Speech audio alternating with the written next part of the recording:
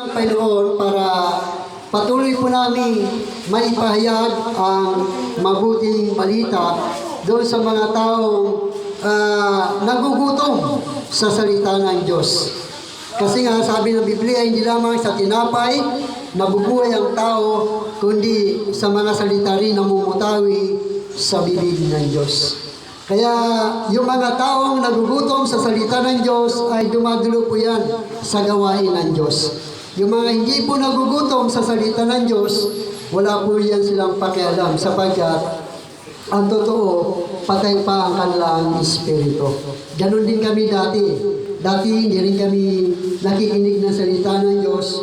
Pero nung binuhay ng Diyos ang aming espiritu, kaya po kami nagkaroon ng kagutuman sa salita ng Panginoon. Kaya anong sabihin nila, hindi na po kami naiya sapagkat alam namin sa pamamagitan ng mga salita ng Diyos, dito po kami lumalakas.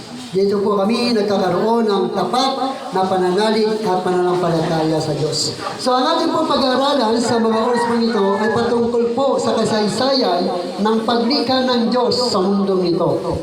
No? Kasaysayan ng paglikha ng Diyos sa mundong ito, kung paano nilikha ng Diyos ang mundo. No? So meron tayong anim na pag-aralan sapagkat 6 na araw ginawa ng Diyos ang mundo ito. Kaya yun po ang ating pong pag-aaralan. No? So dito po, ang una, at bago po tayo magpatuloy siguro, tayo muna ay humingi ng gabay sa ating pong Panginoon. Tayo po ay manalangin. Humingi po tayo ng patnubay sa ating Diyos. Panginoon, maraming salamat sa oras po ng Diyos. Kami po ay humingi sa iyo ng gabay at patnubay upang patuloy po namin manawaan ang iyong mga salita na nagbibigay sa amin ng kagalakan at kapayapaan sa aming mga puso at naging pagkain ito ng aming espiritu habang kami ay narito sa mundo ng Diyos. Sa mundo ito, Lord God. Kaya salamat. Patuloy niyo pong bigyan ng kalaman inyong lingkod upang patuloy niyo pong may payag ang iyong mabuting balita sa oras po ng Diyos sa pangalan ng Jesus. Amen. So dito po sa Genesis, makikita po natin kung paano nilikha ng Diyos ang langit at ang lupa. Sabi niya po sa Genesis chapter 1 verse 1 hanggang 5, sabi niya ng pasimula ay nilikha ng Diyos ang langit at ang lupa. Ang lupa ay walang hugis o anyo. Dilim ang bumabalot sa kalaliman at tumikilos ang Espiritu ng Diyos sa ibabaw ng tubig. Sinabi ng Diyos, magkaroon ng liwanag at nagkaroon nga. Nasiya ng Diyos nang ito'y mamasdan, pinagbukod niya ang liwanag at ang dilim. Ang liwanag ay tinawag niyang araw at ang dilim naman ay tinawag niyang gabi. Yan ang unang araw na paglikha ng Diyos. Yung unang araw na paglikha ng Diyos, kanya nang nilikha ang langit at ang lupa. Wala pa silang mga anyo. No, ibig sabihin, wala pang linalagay ang Diyos na mga bagay sa lupa. So, yun po yung unang araw na paglikha ng Panginoon. Nilikha niya muna ang araw, buwan, inilikha niya muna ang araw at gabi. At ang langit at ang lupa. At ang sabi nun, ang lupa ay wala pa yung anyo. No? Wala pa siyang hugis. Wala pa siyang kalaman-laman. Kumbaga empty pa. Yun ang unang araw na paglikha ng Diyos sa mundo. Ang pangalawang araw na paglikha ng Diyos sa mundo, ang ikalawa ay sinasabi ng banal na kasulatan ay ganito. Sa Genesis, makikita po natin sa Genesis chapter 1 verse 6 hanggang 8 na sinasabi ng Biblia. Ang sabi niya, sinabi ng Diyos magkaroon ng kalawakan na maghati sa tubig upang ito'y magkahiwalay. Nangyari nga. At nangyari, ginawa ng Diyos Ginawa ng Diyos na pumagitan sa kalawakan sa tubig na nasa itaas at sa tubig na nasa ibaba.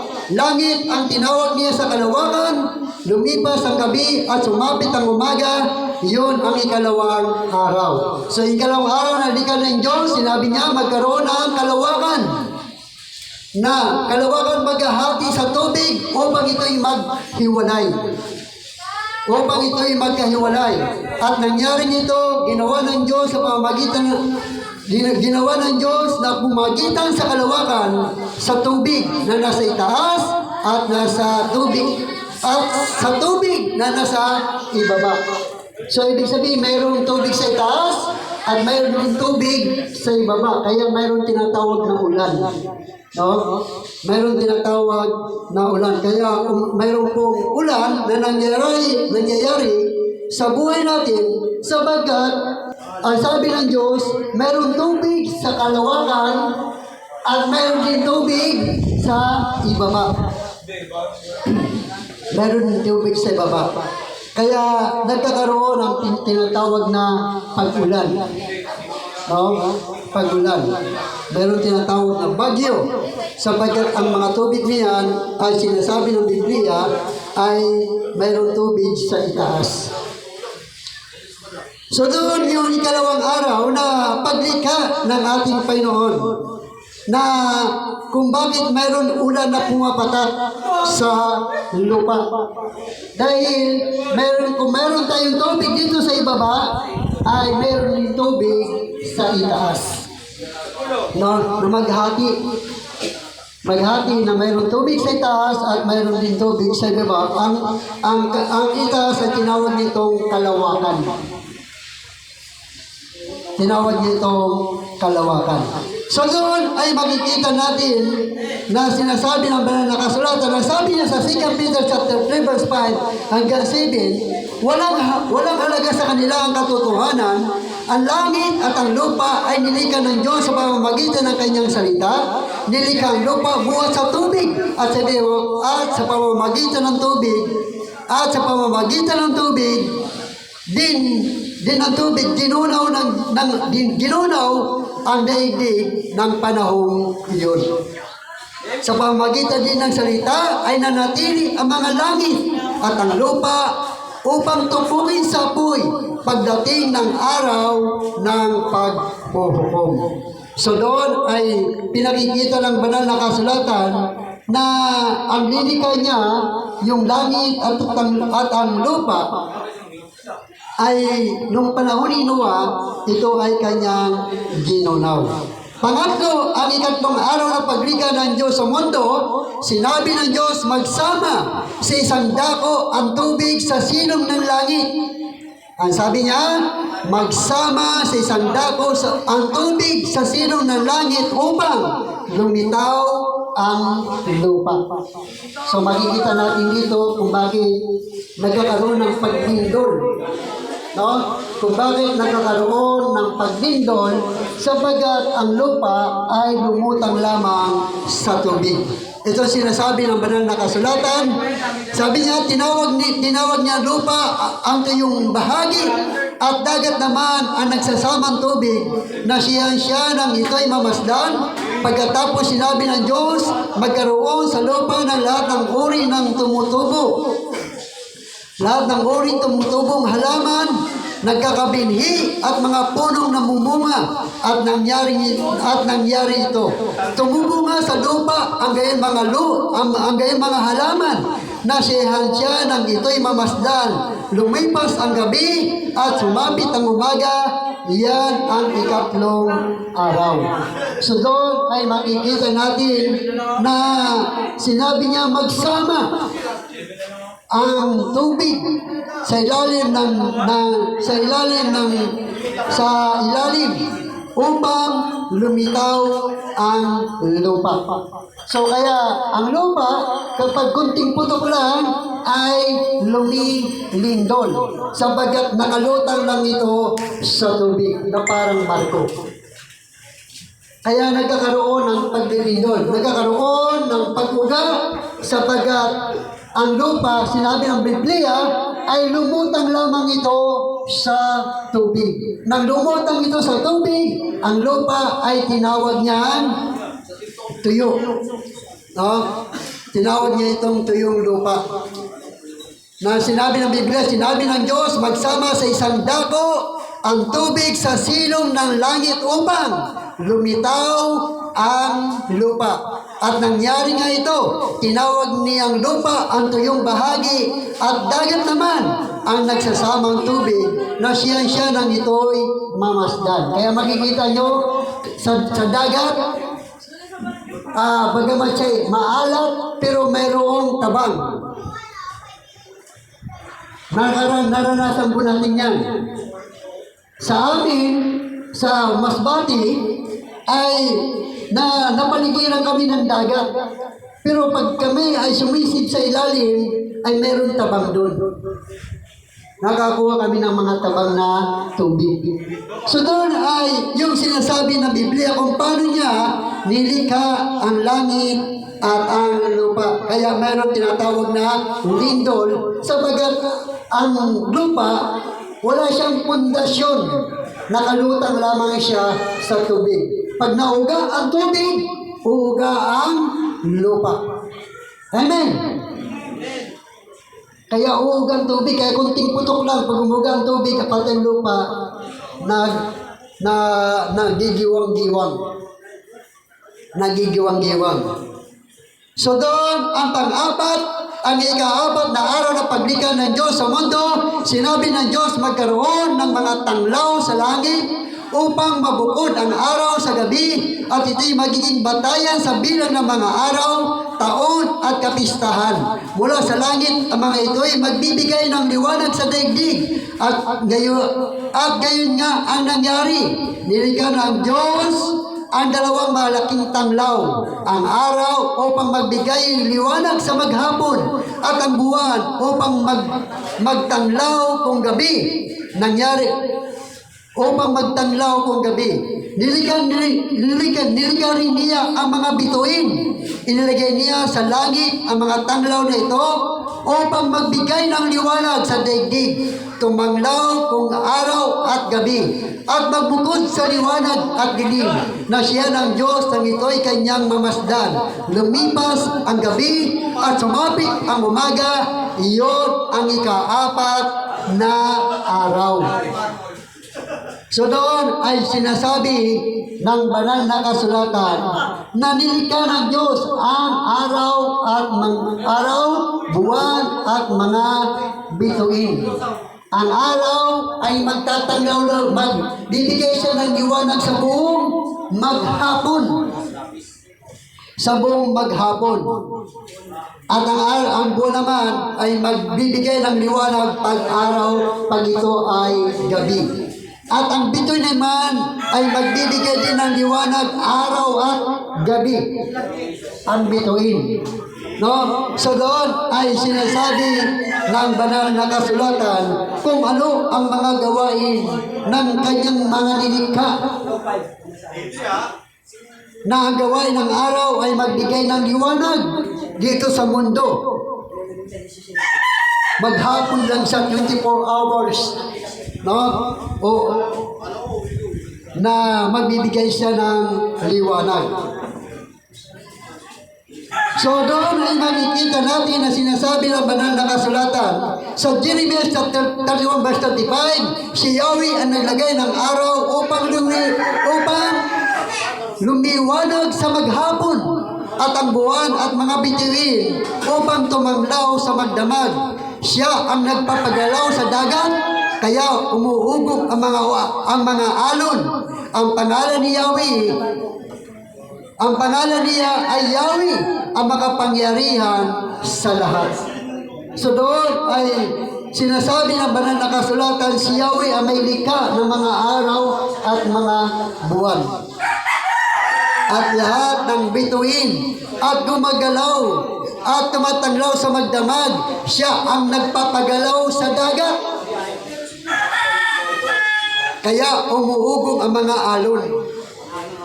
So, pinagagalaw niya ang dagat. Kaya nagkakaroon ng alon sa dalampasigan. So doon ay yung ika-4 na araw na paglikha ng Diyos sa mundong ito. Ang ika-5 araw na paglikha ng Diyos sa mundong ito, sinabi ng Diyos magkaroon sa tubig ng maraming bagay na may buhay. At magkaroon din ng mga ibon sa impapawid. Nilingan ng Diyos ang mga dambuhala sa dagat at lahat ng bagay na nabubuhay sa tubig. Gayon din ang lahat ng uri ng ibon na siya ng Diyos nang ito'y mamasdan. Pinagpala niya ang mga ito at sinabi, magpakarami ang lahat ng bagay na bubuhay sa tubig at punuin ang karagatan. Magpakarami rin ang mga ibon at punuin ang daigdig. Lumipas ang gabi at sumapit ang umaga. Yun ang ika-5 araw na paglikha ng Diyos sa mundong ito. Kaya meron tayong nakikita iba't ibang hayop, iba't ibang isda sa dagat, sabagat nilikha niya ang lahat ng uri ng mga nasa dagat at ang lahat ng hayop na nakikita natin sa lupa ay siya rin ang may likha. Malaki man ito o maliit, ito ay kanyang nilikha. Maging ibon man ito o lumilipad, ito ay nilikha ng Diyos sa loob ng 6 na araw. Sa ika-6 na araw yung kanyang nilikha.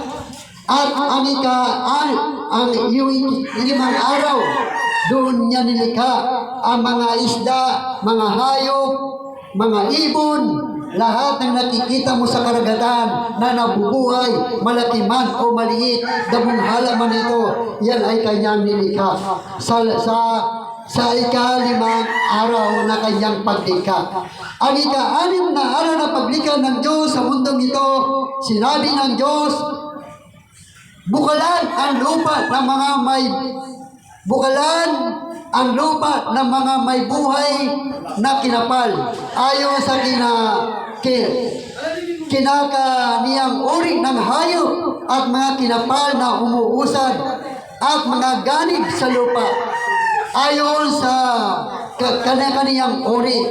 At nagkagayon, nilikha ng Diyos ang ganib sa lupa ayon sa kanilang uri at ang hayop ayon sa kanilang uri at ang bawat umuusad sa ibabaw ng lupa ayon sa kanilang uri. At nakita ng Diyos na mabuti at sinabi ng Diyos, lalangin natin ang tao sa ating larawan ayon sa ating wangis at magkaroon sila ng kapangyarihan sa mga isda sa dagat at sa mga ibon sa impapawid at sa mga hayop at sa buong lupa at sa bawat umuusad na nagsisiusad sa ibabaw ng lupa. At nilalang ng Diyos ang tao ayon sa kanyang sariling larawan, ayon sa larawan ng Diyos na larawan ng Diyos. Siya ay nilalang niya sila na lalaki at babae.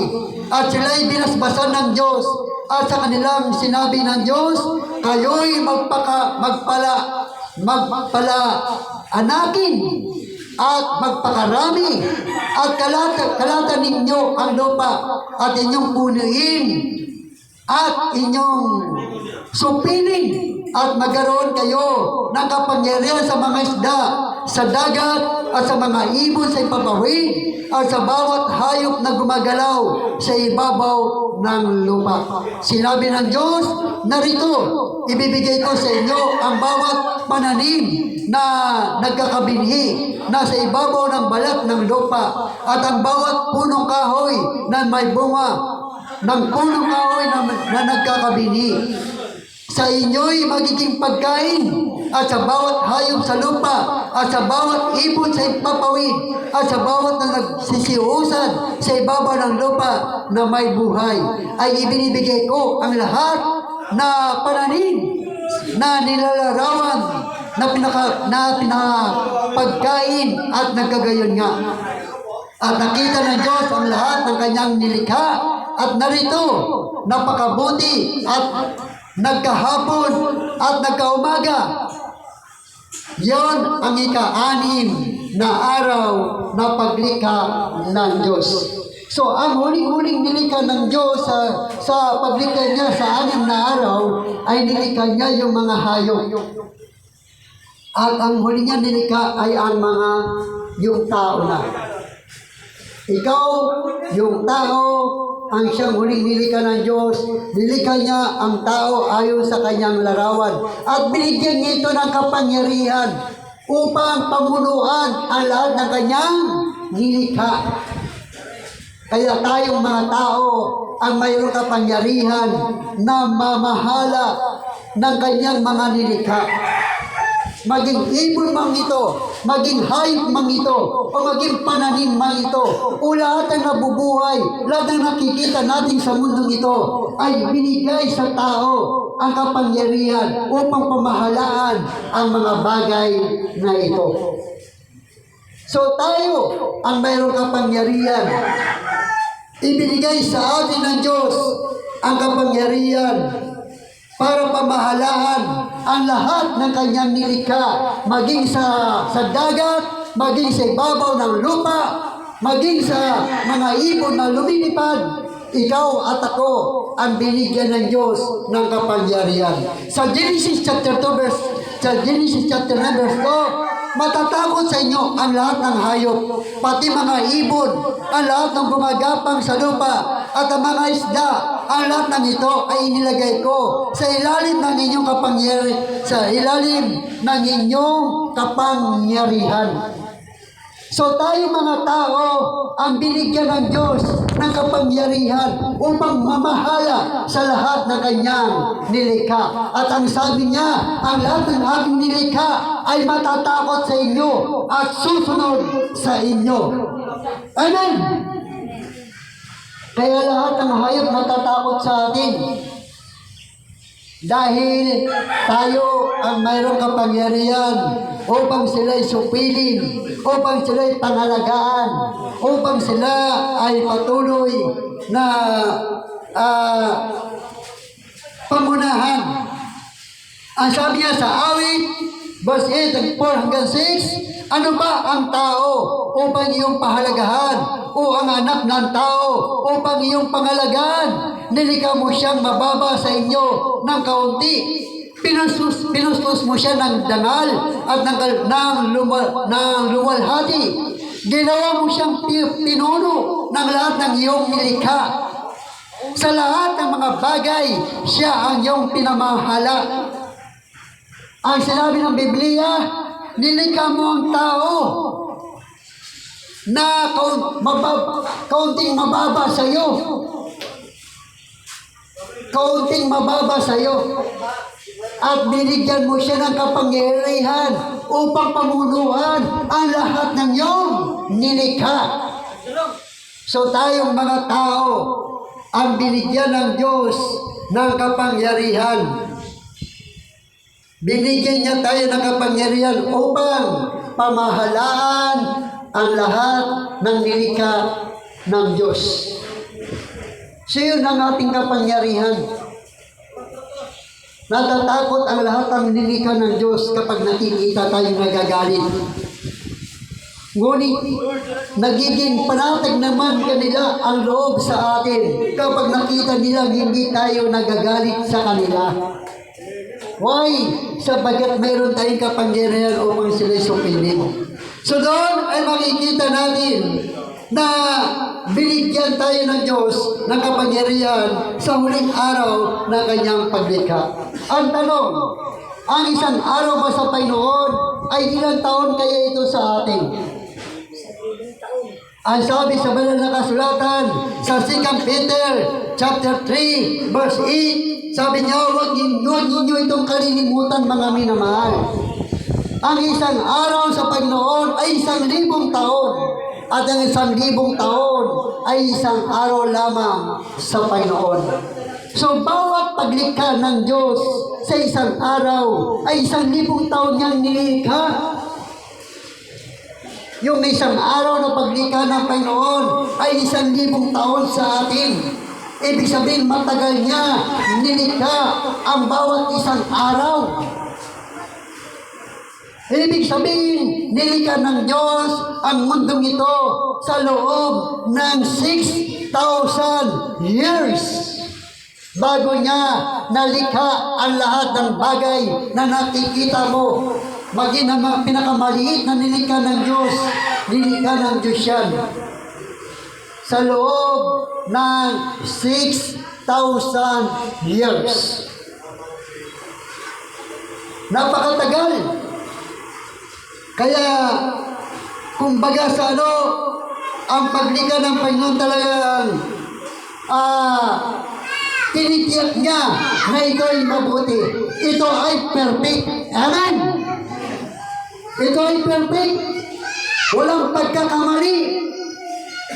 Dahil ang isang araw sa Kanya ay 1,000 taon. Magbibilang siya ng 1,000 taon para matapos ang isang araw. Ang pangalawang araw, magbibilang naman siya ng 1,000 taon para matapos ang isang araw. Ang ipangatlong araw, magbibilang naman siya ng 1,000 taon para matapos ang ikatlong araw. Ang ikang-apat na araw, magbibilang naman siya ng 1,000 taon para matapos ang ika-apat na araw. So, ibig sabihin, milyon, mahabang proseso ang paggawa ng Diyos sa mundo, sa langit at sa lupa. Kung titingnan natin, napakarami. Kung titingnan mo ang kalangitan, puno ng bituin. Amen?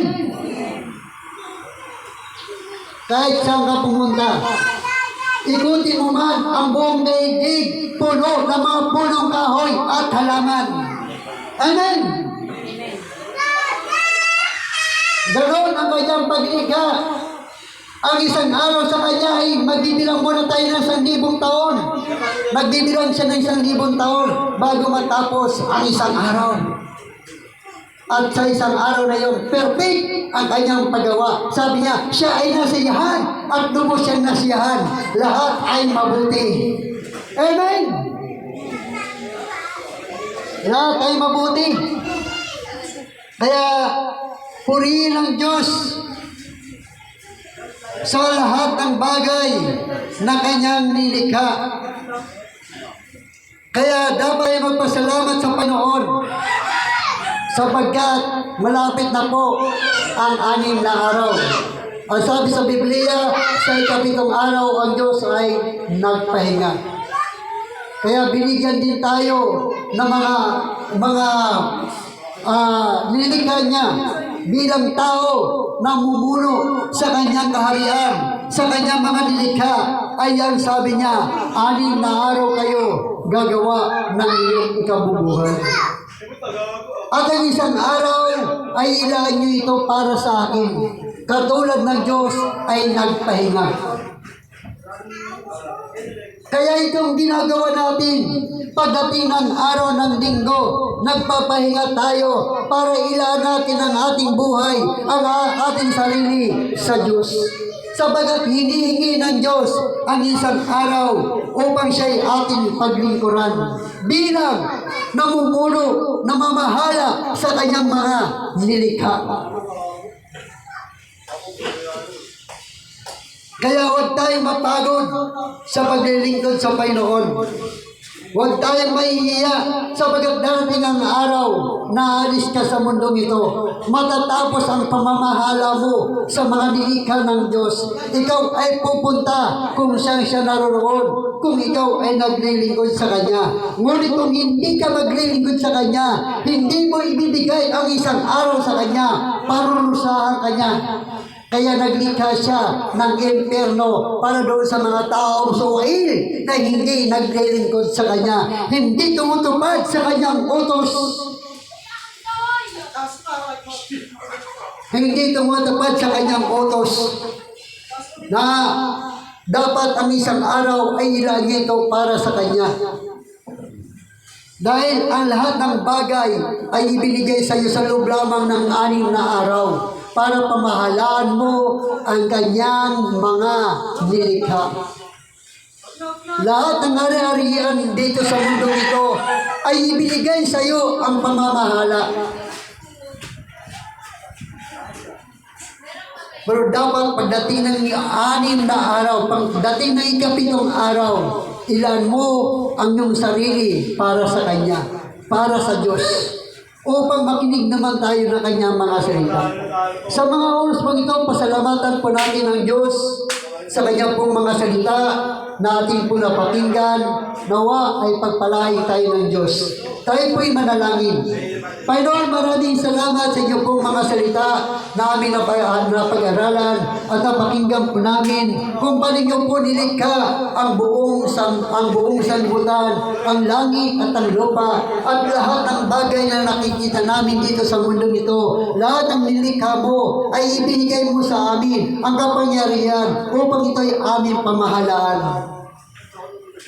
Sa loob ng 6 na araw. At pagdating ng 7 araw, kami ay mamamahinga at ibibigay namin ang aming sarili para paglingkuran ka, para pasalamatan ka, para papupurihan ka, sapagkat alam namin kung di namin gagawin ang mga bagay nito, kami ay mayroong kaparusahan. Kaya ka nagtalaga, kaya ka naglikha ng impyerno para doon sa mga taong hindi sumusunod sa mga utos mo. Ngunit ang mga taong sumusunod sa mga utos mo, naglikha ka ng langit para doon sa mga taong tapat na naglilingkod sa iyo. Pagdating ng panahon na sila'y pumanaw sa mundo nito, sila'y dadalhin mo doon sa paraiso na ihanda mo. Na sabi ni Jesus Christ, gayon din ay dadalhin kita sa aking paraiso. Kaya salamat, Ama, sa mga taong sumusunod sa iyong kalooban, sa mga taong tapat na naglilingkod sa iyo at handang magpuri at handang sumunod sa iyong mga salita, Panginoon. Kaya salamat, gabayan niyo po kami, samahan niyo po kami sa nalabi naming gawain sa pangalan ni Jesus. Amen. Umako na po tayo sa ating pagbibigay ng kaluban at hindi natin pagkakandaan. Special number po muna, awit po muna si Sister Connie.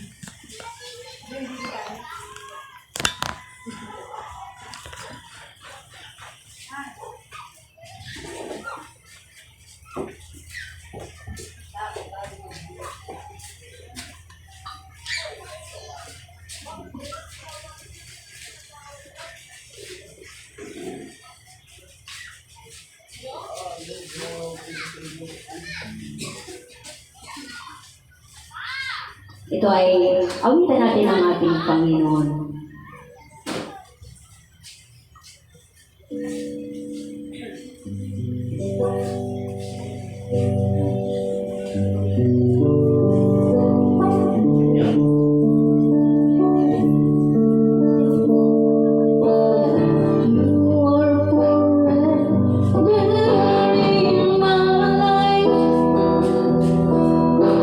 See me through the sea.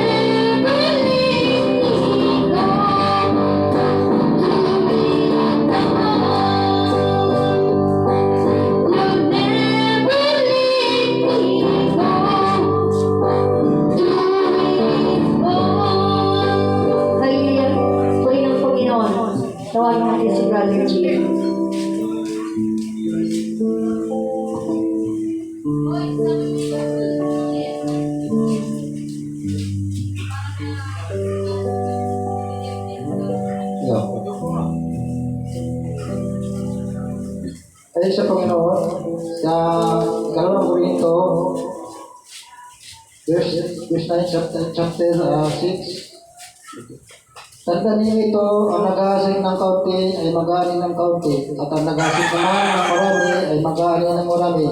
Ang bawat isa dapat magbigay ayon sa sariling pasya, maluwag sa loob at di napipilitan lamang, sapagkat ang ibig ng Diyos ay kusang pagkatalo.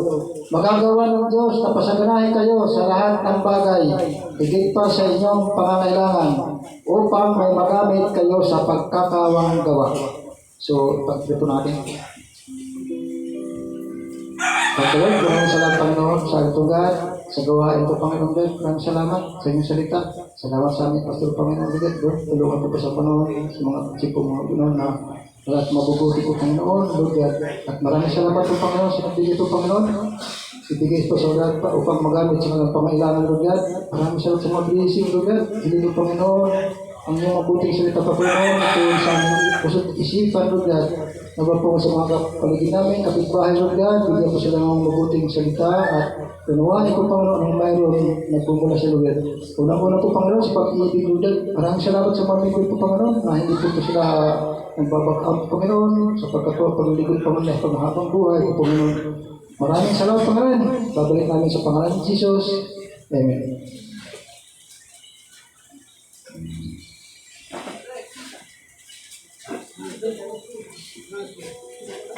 Announcement, di ba? Bukas, ay mamaya, meron po tayo doon sa dulo ng tuklak sa building 13, hapon yun. At bukas naman, mamaya may discipleship training sa bahay po namin. Doon mga 6 o'clock. At araw din ng bukas, doon sa opisina po ni Madam ng 6 o'clock ng gabi. Kaya, magkita-kita tayo doon, sabi nga. At sa susunod na linggo, dito pa rin tayo. Walang na ibang, sabi nga, huwag natin ikahiya ang mabuting balita. Baka, pagdating ng panahon na wala tayo dito sa mundo, how much more? Baka itatuwain tayo ng ating Panginoon.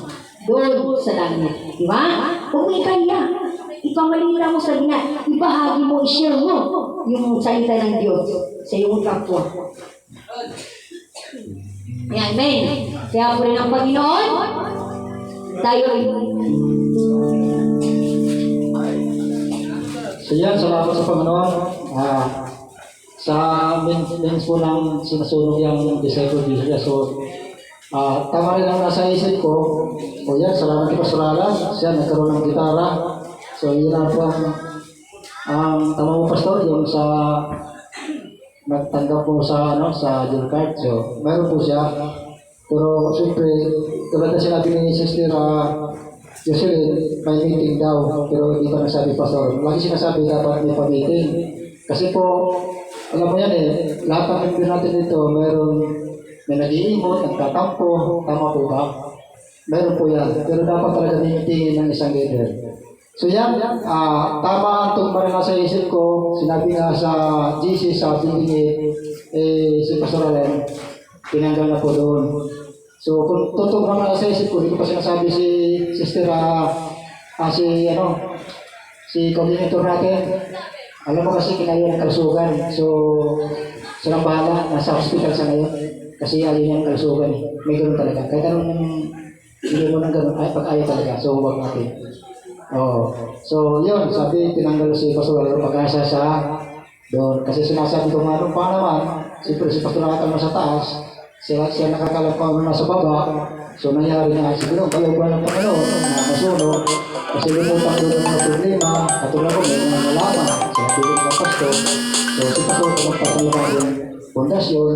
Lahat naman tayo may pundasyon binigyan ng Panginoon, kanya-kanya. Kaya sinasabi ko, kung magpa-meeting, baka may kulang tayong member, may makalabas ibang salita, pagdating sa doon, pag-iiba na. Ako nga niyo.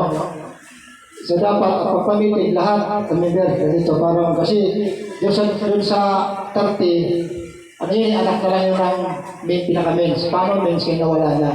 So sa totoo lang, hindi na pag nag-iimot, maraming nasasabi sa akin, lahat ang member dyan, ano man nangyari sa nasunugan, dapat pagkakaroon. Pero si Pastor Alan, tatlo sa nagkaroon. Tama? Kasi yung nanay pastor eh. Pero tama, gano'n talaga. Pero ito paano, mga member, huwag tayo mag-iimot.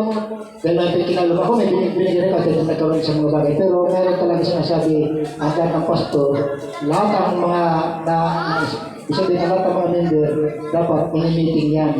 Kasi sabi ko nga, may magtatampo. Tama ba? Mayroon po yan, meron po yan. Sa akin, wala na yan kasi tinapos na nga eh. Kaya ito lumutang ang problema. Lumutang rin ang problema. Paano ko nagawa? Paano din nakabalik doon sa pastoral? Paano po? Kasi sa pastoral nakakalam doon. Tama ba? So, nalaman ko yun dahil siyempre nagsasabi lahat. Lahat na tayo. Kumukuha po ko ng mabuting balita. So, pagpasama, hindi ko po kinukuha yun kasi nakakasama lang sa samahan. So, si pastoral nakakalam niya kung ano niya. Kaya sa lahat ng pastoral, nagkaroon siya ganyan. Kasi sabi nga sa kabila, may target, kung ano mang namin sa amin, dapat doon sana, ibubuhos din yung mga magaling sa amin, gagawin. Kaya sabi ko nga, nung karang mag-isang buwan, kung mayroon man kayong nakakuha sa amin, dapat doon pagawa na ng iba, kung may sobra man. Kaya sabi sa Taizupin, 10% ibibigay doon. Buti ko, salamat ko, pag sabi ko, nagawa ka agad doon eh. Sabi ko, salamat, thank you Lord, ito paano, dapat sa yun. Pero siyempre, anak, eh sabi ko nga, kung di talaga sila isa doon, di ko maalam kung magkakaroon pa tayong problema dyan. Kasi alam mo naman, matalino yan. Pero minsan, nag-aano rin kami yan. Kaya sinasabi, pag may pa-meeting, matawag ka para maayos. Wala po ano. Pag sinabi ito gawin, tapos.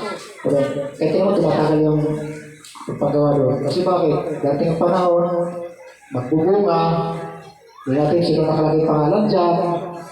Totally, anak ko na lang, may idea ako, because yan eh, may idea ko sa ito Jesus Christ. So, min po ako sa Juan. Di ko rin alam kung sino nakalagay doon sa pangalan. Dating po, magkaroon problema, may isa ko na naman, dating biyaya, adyan, papasok na naman. Kasi ano naman mabibigyan? Paano pag hindi nabigyan? So, yun lang sa akin ha, wala sa akin na yan. Binabalansi ko lang dahil para malaman ng pastorala kung anong mga thing. So, nakuha niyo? Nakuha ko nga. Sabi, 30,000, 15,000 pangalan sa akin.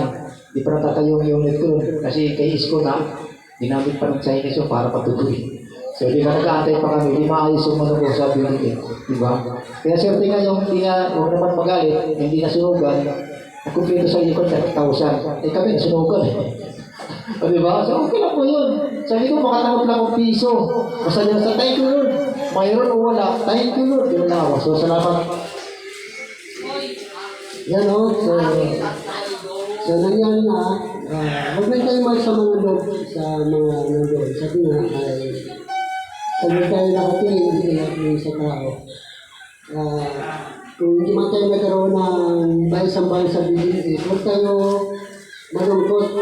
Dahil napakaluwang ko naman na sabi ng Biblia, ang Diyos po ang nakakalam kung ano yung kalooban ng Diyos. Gusto man natin kung ayaw ng Diyos, wala tayo magagawa. Wala tayo magagawa.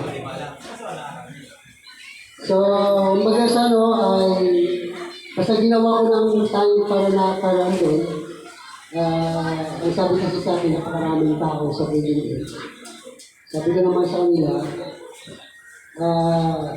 sa inyo, basta sa akin, sinabi nila sa akin na unahin mo na yung mga tao bago ang church. Sabi sa akin ng coordinator, sa Nita. Sabi niya, Pastor, unahin ko muna yung mga tao bago yung church.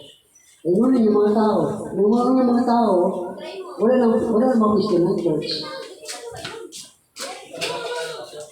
Ha?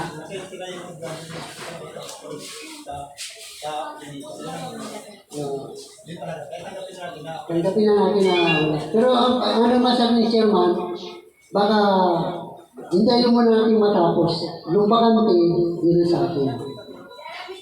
Yun sa akin. Basta tuloy lang tayo, no? Walang tayo mawala ng pag-asa. At least meron naman tayong lugar na ibigay sa ating Chairman, no? Sabi niya, dito muna kayo. So, dito muna tayo sa lugar nito. Tuwing araw po ng linggo, alas 10 hanggang alas 12 ng tanghali. Tayo tumayo, tayo ay Aangin tayo sa ulit, angin sa Panginoon.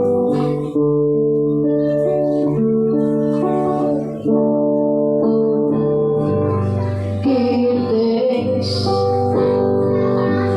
With a grateful heart, give thanks. And to the Holy One, give thanks. Because He's given Jesus Christ in His Son. Give thanks with a grateful heart. Give thanks and to the Holy One. Give thanks because He's given Jesus Christ in His Son.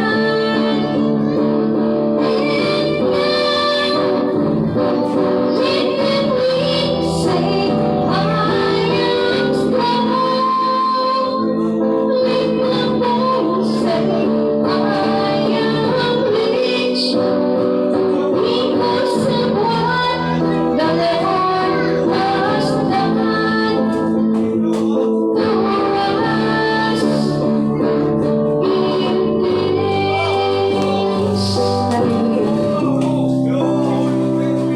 Salamat Panginoon sa tagumpay na tinatagyo po sa amin, sa iyong mga salitang napakinggan po namin ng Diyos na naging ito sa aming kagalakan, kapayapaan at naging pagkain ito ng aming Espiritu para patuloy na lumakas ito at patuloy na maging matatag ang aming pananalig at panampalataya sa iyo, Panginoon. Lord, kung paano mo kami ingatan sa aming pagtungo sa lugar ng lugar na puno ng kagalakan at kapayapaan at pananabik na puno ng sambahin ka, O Diyos. Ganyan lugar, ulit kami sa kanyang mga tahanan na puno-puno pa rin ng kagalakan, kapayapaan at papuri at pasasalamat. At higit sa lahat, ang pagpapalan niyo po sa amin, mapa sa amin, financially, materially, spiritually, Panginoon, mula Lunes hanggang Sabado, ay mapa sa amin ang inyong gabay at matubay at pag-iwan niyo po sa amin. Upang muli pagdating ang araw ng linggo, masaya kami na tutungo muli sa lugar nito upang sama-sama ka namin pupurihin, dadakilain at sambahin sa Espiritu sa katotohanan sa pangalan ni Jesus. Alam na natin magsabi ng Amen.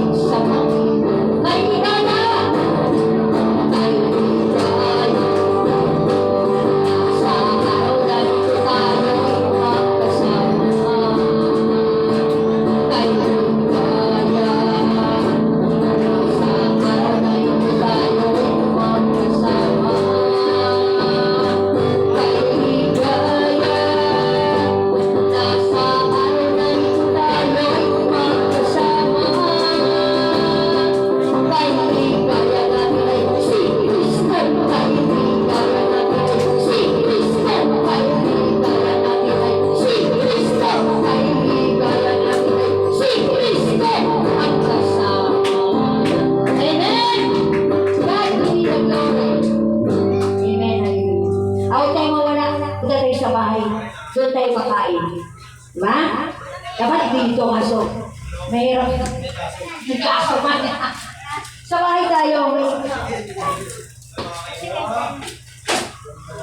Sige.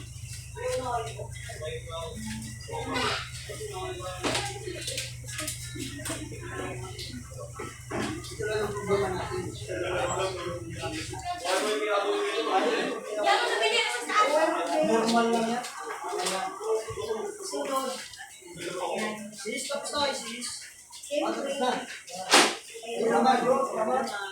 Salamat sa buyan mo, ginagawa mo na namin.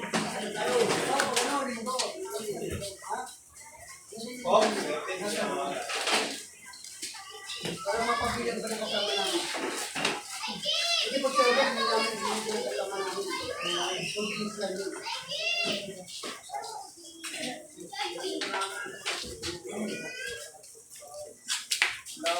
Feeding tayo! Orange! Pila kayo sa... Sino kasama nyo? Yung mga orange.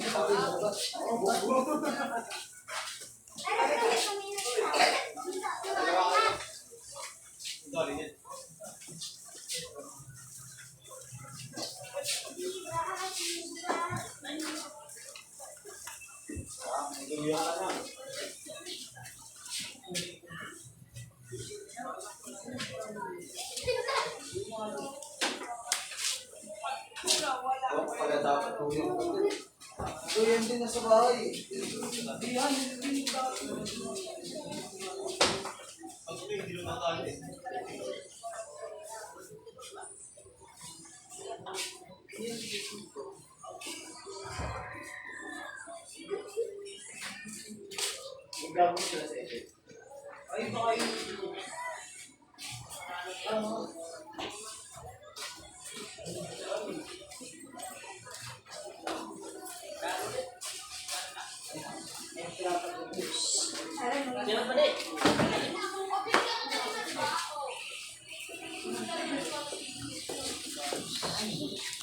Dali mo na po. Wala yung manok.